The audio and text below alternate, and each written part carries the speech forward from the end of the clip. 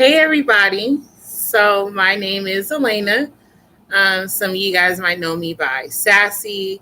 Some of you guys might know me as TT. Some use, Sis and Big Sis or whatever may have you. But here I am, um, jumping over a huge hurdle here that I've been battling for some years now, in regards to me going live and just being, my natural self. Um, I am very nervous, so don't don't be shocked if I'm just like sometimes because this is definitely huge for me. Um, I've been asked a lot, when are you going live or when are you doing this or when are you doing that? And I'm just like, I don't know because I haven't opened that door yet, but it's time to open the door because it's just that time. There's a lot going on in the world right now. A lot of people need encouragement. A lot of people, are going through some things that a lot of people have been through, and nobody is really speaking on how to overcome it. Um, just a lot of things that I've been observing, that I've been going through, that I've actually been through myself. A lot of people are coming to me. Sorry, I'm still trying to get used to this setup here. But a lot of people have asked me, like, we noticed some things about you, or what's going on with you. And my only answer is life, because people judge books by their cover all the time. Nobody really knows the background of anybody unless that person is willing to give up information in regards to what they've been through, what they're going through, or how they don't know how to handle going through it. You know what I mean? So it's one of those, we have to know how to be a light to somebody without being negative. There's a lot of negative energy in the world right now. Like, people cannot catch a break, whether it's from work, kids, family members, just people on the street, in public, driving around. It's just a lot of attacks going on right now. And people are trying to figure out what to do. I have a coworker right now, um, that's going through a situation, and I'm not going to drop any names. That's definitely confidential. Um, and I was sitting there at work. Now, mind you, I work for a bank. I'm not going to disclose the bank because that's personal. I don't want people looking for me. You know what I mean? Once they hear, oh, she works for a bank, cancel that. Return to sender at this point. But I have a coworker that's going through it right now, and it just so happens that she caught me like the last week that I was on site before I was, set up to go home. And I was sitting there, but mind you, my coworkers were looking at me like, something's off about Elena today. I came in, I was in good spirits. I had my coffee, I did my morning worship, listened to Jamila Gooden. By the way, shout outs to Miss Jamila Gooden. She is amazing. Pastor, overseer Fred, Jamila Gooden. You guys, when I say you guys, are morning, daily, nightly, just when I wake up, when I go to sleep and wake up and do it all over again. You guys are definitely my go-to, for worship. TD Jakes, Bishop TD Jakes, up to him. There's a lot of other people, but Jamal Bryant, Pastor Jamal Bryant as well. But this particular day, there was a manager that was walking up and down the aisle, and she was looking for somebody that can actually like help her trainee that was coming on the floor, from training class. And she was just up and down, just up and down, up and down. And I'm watching her and I'm like, what is she doing? Like, why is she up and down the aisle? And then I looked and I was like, hey, psst, what's going on? She was like, hey, I didn't know you were here. And I was like, yes, ma'am. She was like, hey, I need you to buddy jack with somebody. Now, in my job, buddy jacking means where you have somebody who is new. When you've already been on the production floor, they get to sit down, listen to your calls, see how you interact with customers, things of that nature, how the flow of the call is supposed to go, how you're supposed to address, irate customer, de-escalating a call, and, basically getting the result of the call accomplished. So this particular day, sorry, I'm trying to see if I can like brighten. There we go. So this particular day, I was sitting there at my desk and this lady came up with the lady that I was speaking with, and she just looked real down and out. Like she just looked like she was on her last leg. She just needed some positive encouragement. And so when she sat next to me, before she even got there, my manager, well, one of the managers, she was like, she's going through it right now. She just lost her son. It's been a month now. So she's just, she's still going through the swing of the motions, and, she just needs some encouragement. And she said, and I seen how you were in church on Sunday. So I think it would be best if she's with you. And I was like, okay, just bring her on, me, because it says you never know when you're entertaining angels. You know what I'm saying?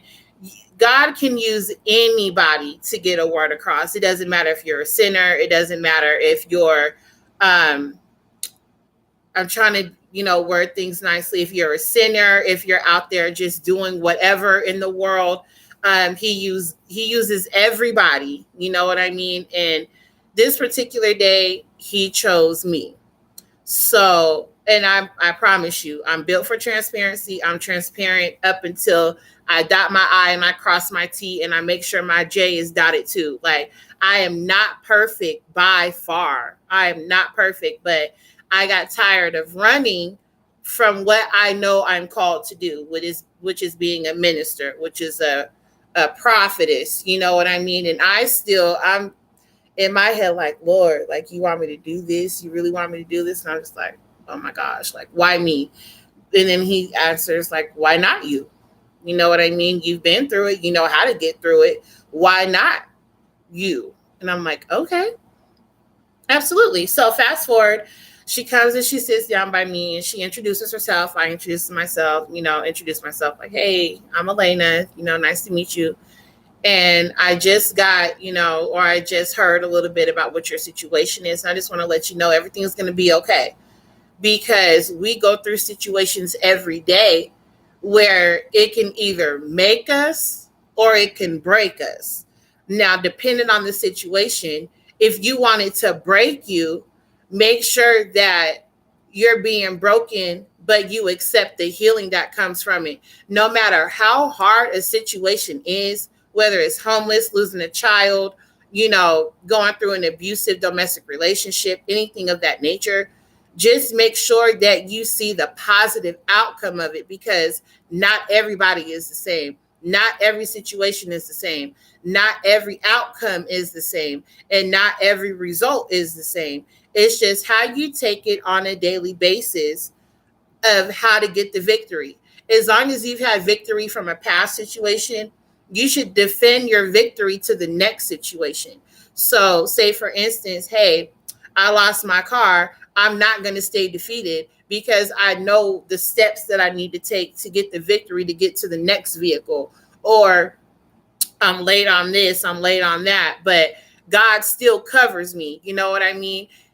Budget, sacrifice, obedience is better than sacrifice. Or, you know what I mean? Because if God is telling you to do something and you don't listen to it, either be obedient and reap the reward, or sacrifice and just be like, well, God, I missed the opportunity. Or God will let you know, like, you missed the opportunity.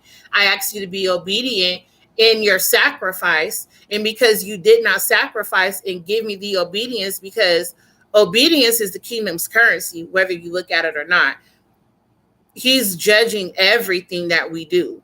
So we either be obedient and sacrifice, or we sacrifice by not being obedient.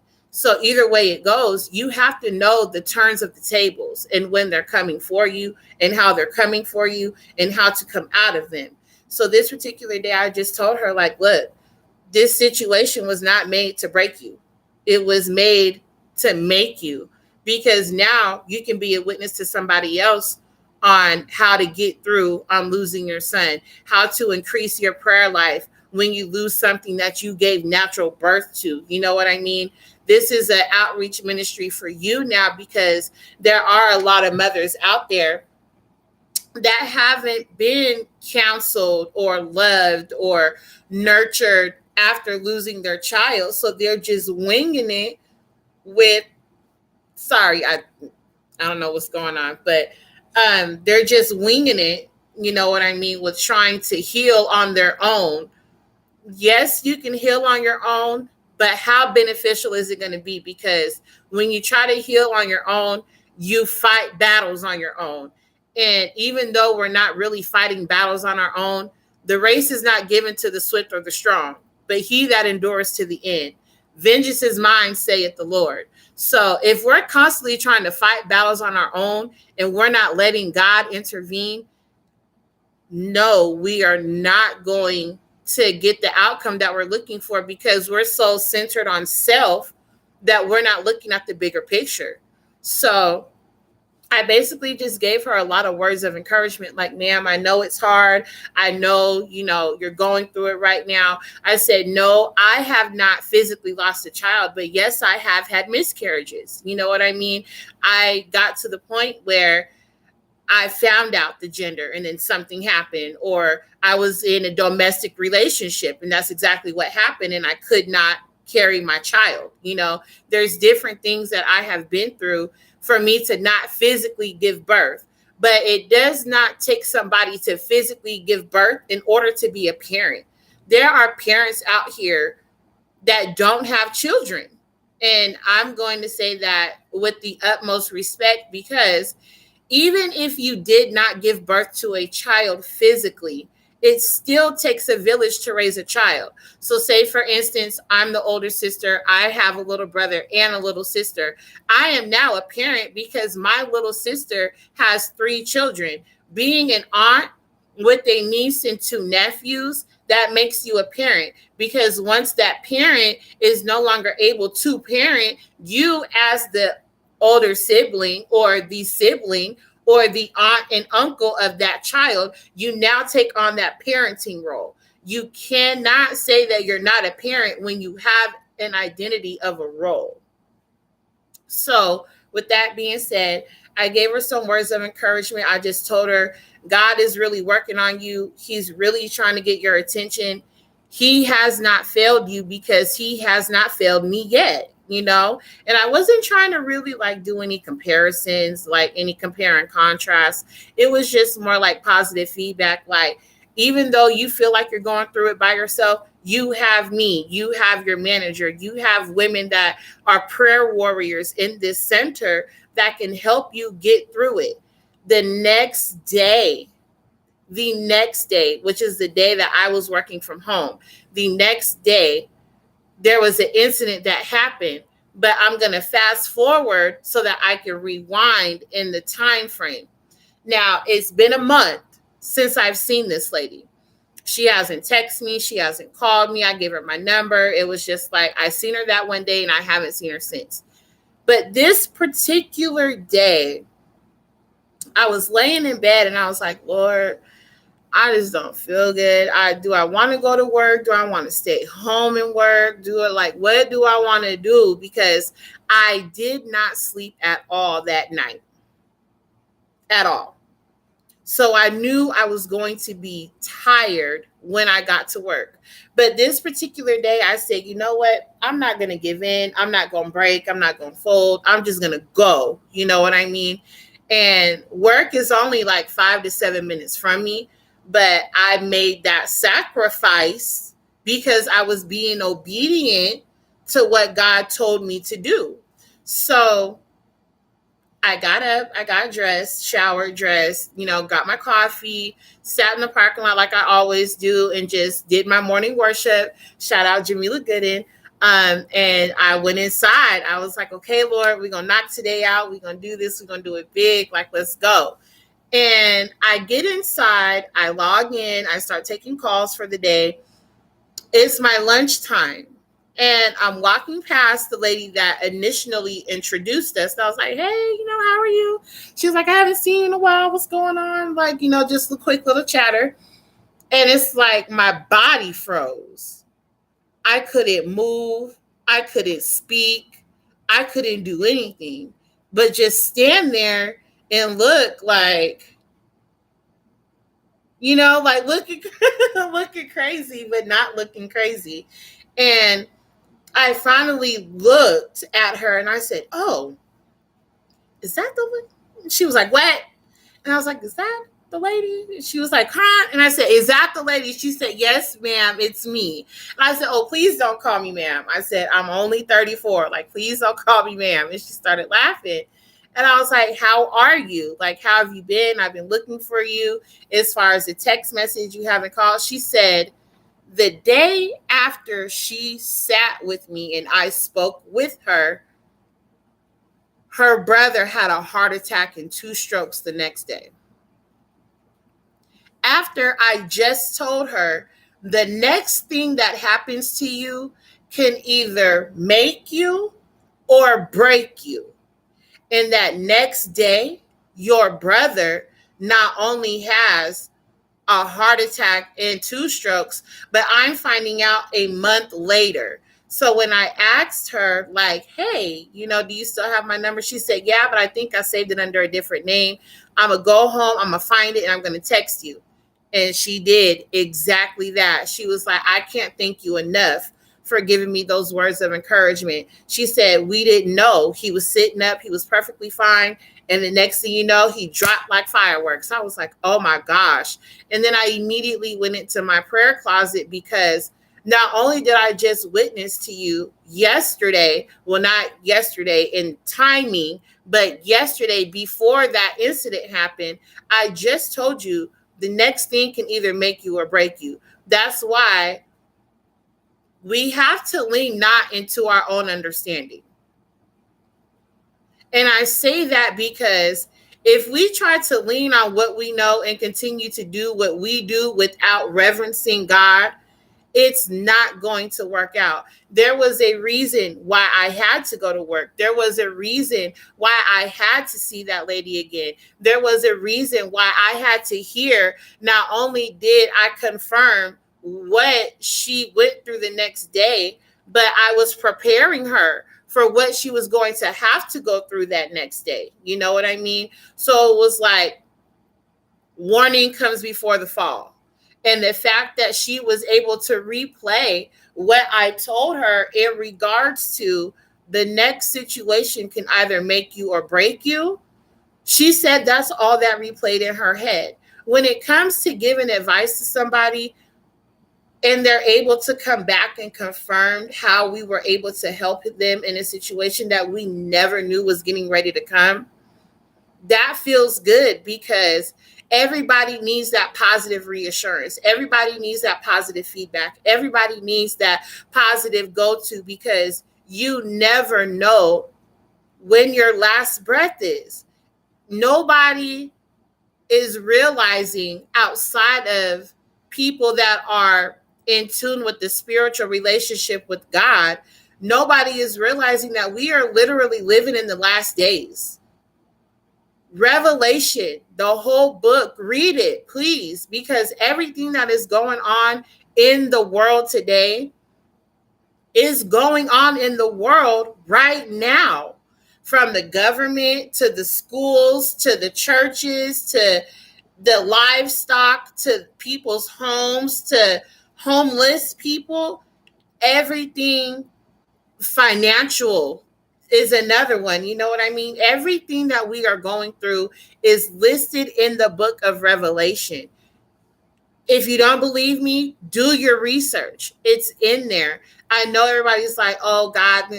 No, he is very real. And I'm here to let you know, because there are several times where I could have died. There are several times where I should have been pronounced dead. There are times where I should have never made it out of a car accident, walking out of my house, living in hotels, being homeless with my mother.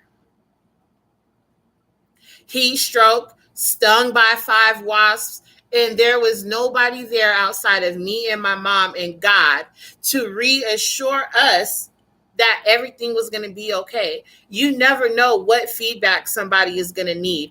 Positive feedback. There's enough negative in the world. There's enough negative criticism in the world. There's enough negativisms, and I'm going to make that word up. There's enough negativisms going around where people are committing everyday suicide, where people are committing everyday homicide because they're not being guided in the right direction.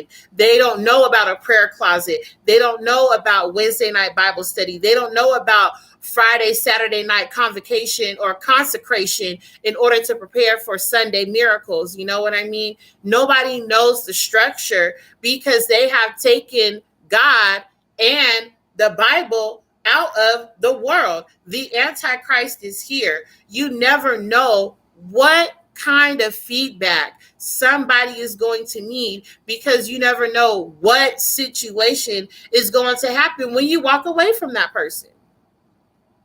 I walked away from that lady with high hopes, like, okay, Lord, she's going through it. I delivered the message. I praise you. I thank you. Now I sowed a seed and I'm praying on it, because all seeds have fruit if you do it the right way. I can't be a tree planted by the rivers of water, which is life, and can't produce fruit when I have been sent on an assignment. So my thing is pay attention to your surroundings. Pay attention to the vibes and the auras around you. Pay attention to the people that surround themselves with you, and you don't even know why they surround themselves with you. I started work and people were like, hey friend. I'm like, I'm not your friend. But I can't say that, because any man that is linked to Christ has to be a friend, no matter if they betray you or not. Your enemies are here to help elevate you, but they're also here to teach you a lesson.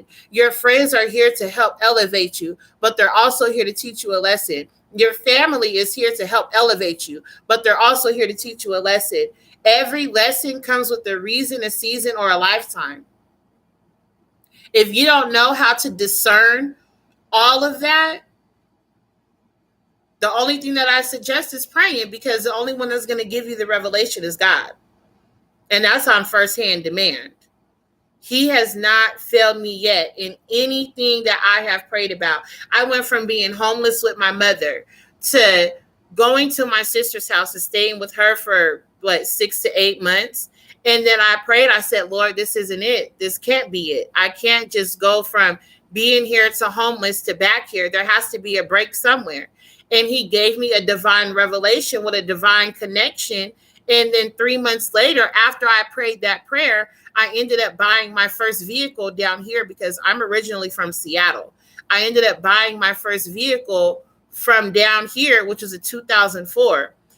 A couple months after that, I said, Lord, this can't be it. I don't want to be a server all my life. I don't want to be a waitress all my life. I don't want to be in the fast food industry all my life. I need an upgrowth somewhere.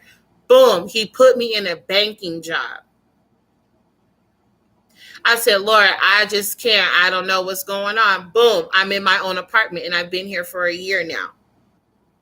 A year and some change now. I'm actually getting ready to go on a year and 2 months on the 22nd. So can't nobody tell me God's not real. And it wasn't by chance that I had to meet that lady. That was by divine appointment, because it was just the mere fact that I seen the manager going up and down the aisle, and I had to tell her, like, hey, like, what's going on? And she was like, oh, I need you. Why me? And then I had to remember God said, why not you? You lost a child. but you didn't give birth. But these are the words that I'm going to give you to say to her to let her know that she's going to make it. Up until today, I got a text message from her, and her husband is now in the hospital for another heart attack. It wasn't by chance that I just texted this lady 3 days prior to today and let her know I'm praying for you, because I feel like the enemy is heavily attacking you and your family right now. He's trying to get you to break. He's trying to get you to fold. And I, as a prayer warrior, I am not going to allow that. So when I said that, I immediately hung up. I didn't even, I just stopped texting her. We weren't on a phone call. I just stopped texting her and went into immediate prayer, just for her to tell me 3 days later that her husband is now in the hospital. When God gives you time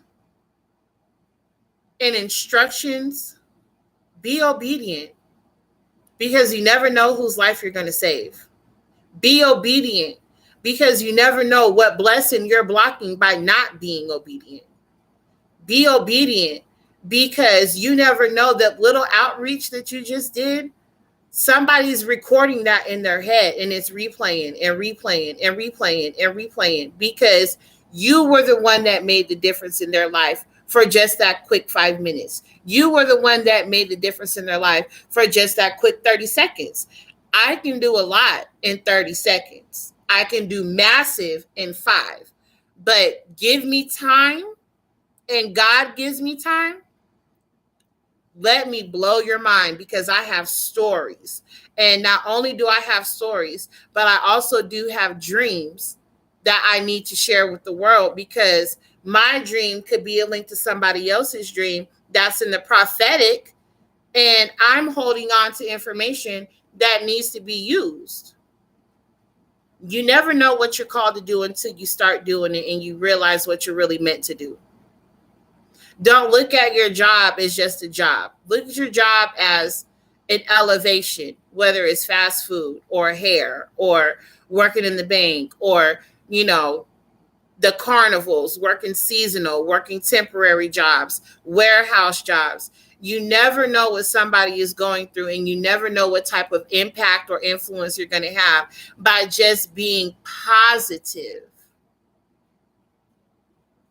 I can't express that word enough, because when I was in my darkest times, when I had my dark times, I didn't really have anybody to show me a light. I'm thinking, Lord, this is it. Just take me now. Stop waking me up, because it's not meant for me to be here. Why do you keep sending me here? And he's like, because I'm not through with you yet. There's a world of people that needs to be reached in the negative state that we're in right now, because we're here to save the souls and give the souls back to Christ. Our bodies don't mean nothing, because our bodies are going to deteriorate. It's the soul that matters. Our bodies hurt, yes, but our souls are the ones that need to be reached. Our souls are the ones that need to be brought to Christ, because he's coming back for a body that is without a spot or a wrinkle. Do your research and look at the world and look at the Bible. And when you put those together, you get the book of Revelation. So I'm challenging you guys today.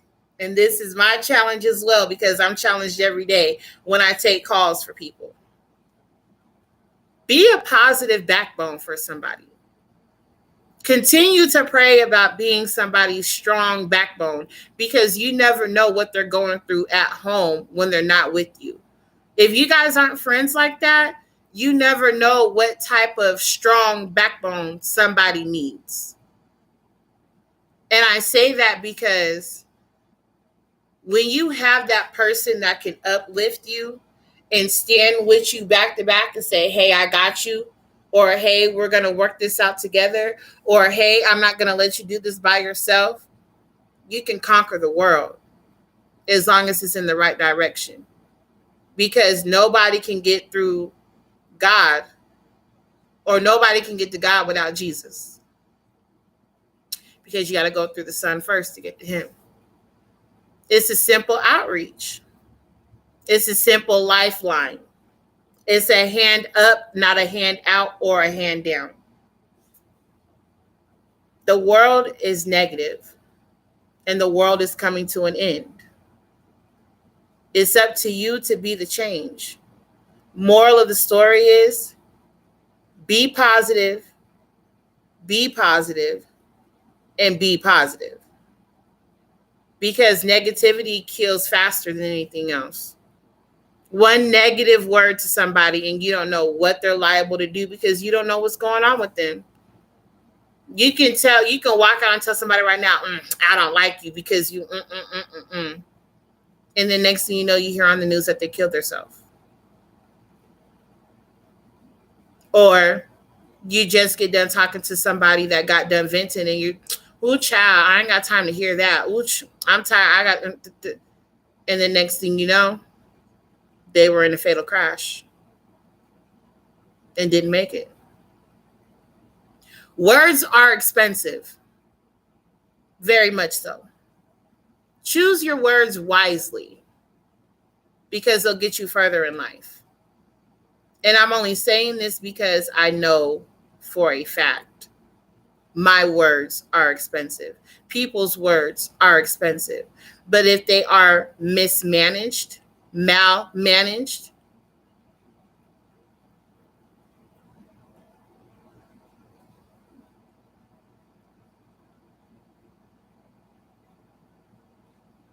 I've seen bad happen. And I said I wasn't going to do this, but I've seen bad happen when words are malmanaged. I've seen what can happen when things go wrong over one word. And it's not fair, but it's life. But that just shows us what track of mind we need to be on when it comes to people who we value and people who we don't know. A stranger will do you better than family.